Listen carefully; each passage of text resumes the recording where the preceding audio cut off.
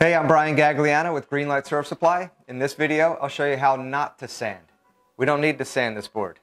It has a nice glossy seal coat already with the marine grade epoxy, and all we need to do is knock down the bead left by the tape on the rail so the water flows and wraps nicely around it, and we'll tighten up the tail a bit to make a nice square edge for water to release.